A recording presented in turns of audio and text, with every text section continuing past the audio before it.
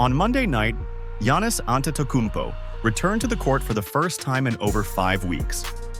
The Milwaukee Bucks were at home, the crowd was hyped, and the Boston Celtics, without Jaylen Brown, walked in and won by 27 points. The final score was 108-81.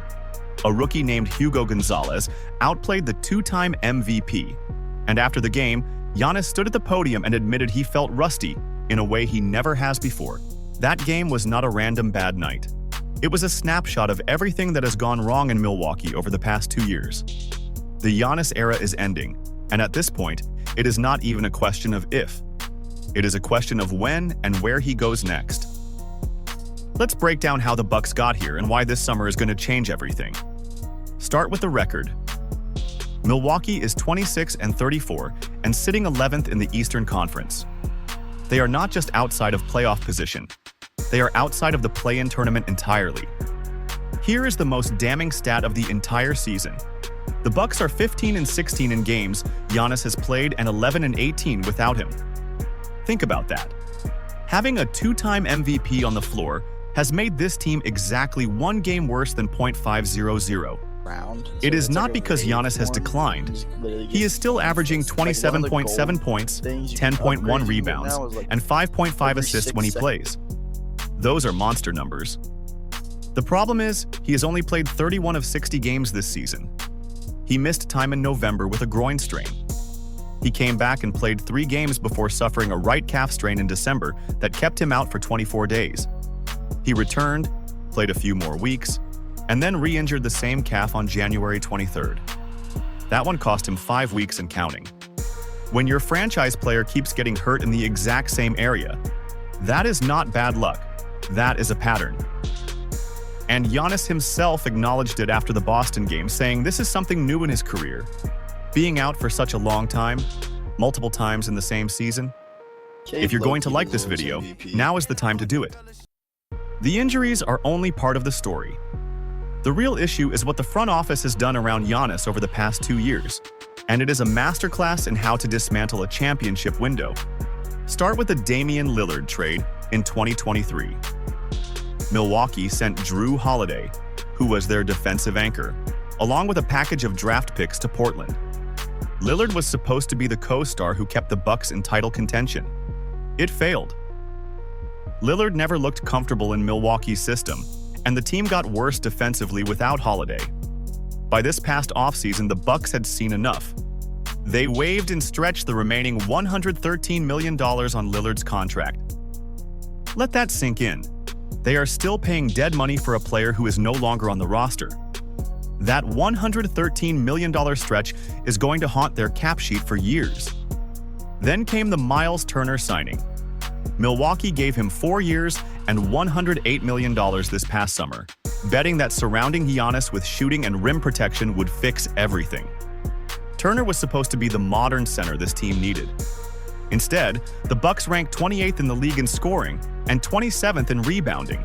Turner has looked overmatched when teams go small against him, and multiple of Milwaukee's best runs this season have come with him on the bench.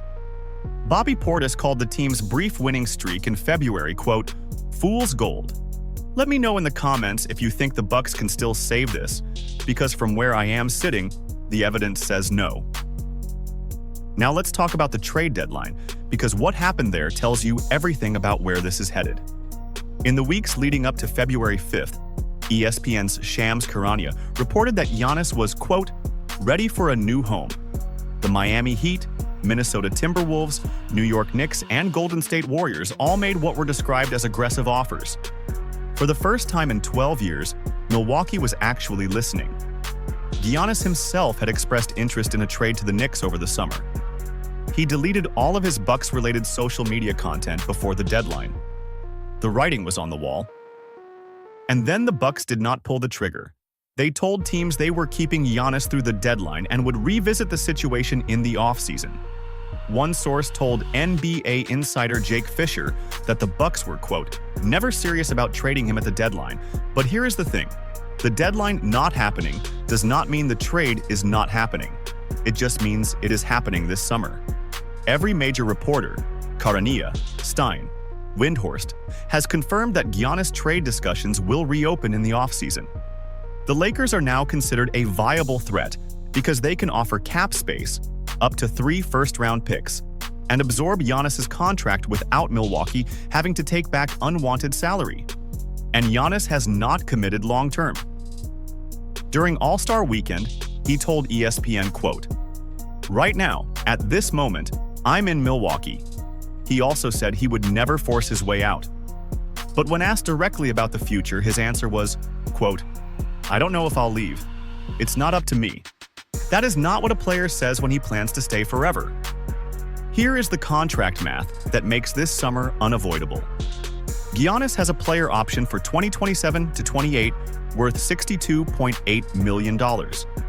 If he declines it, he becomes an unrestricted free agent in the summer of 2027.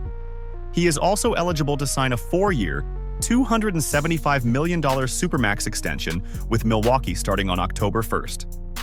If Giannis wanted to stay, he would sign that extension.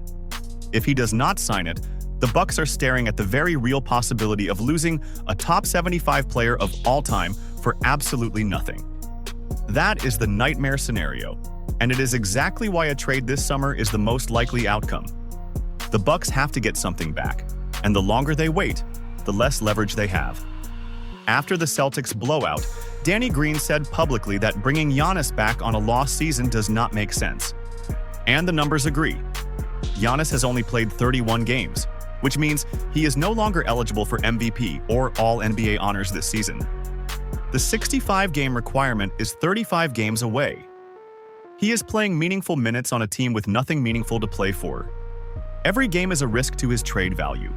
Another calf injury, another setback, and suddenly the return Milwaukee gets in a trade drops significantly. The Bucks won their championship in 2021. Giannis was 26 years old. The roster was built to win right then, with Drew Holiday, Chris Middleton, and Brook Lopez anchoring the defense. Every move since then has made the team worse. Holiday is gone. Middleton was traded to Washington. Lopez aged out. Lillard came and went. Turner has not worked. And now, the 5th oldest roster in the league is being carried by a 31-year-old who cannot stay on the court. This is not a team that is one move away. This is a team that needs a full reset. And the only way to start that reset is to trade one of the greatest players in franchise history. If you are not subscribed yet, make sure to subscribe so you do not miss what happens next. This offseason is going to reshape the entire NBA, and it all starts with where Giannis ends up.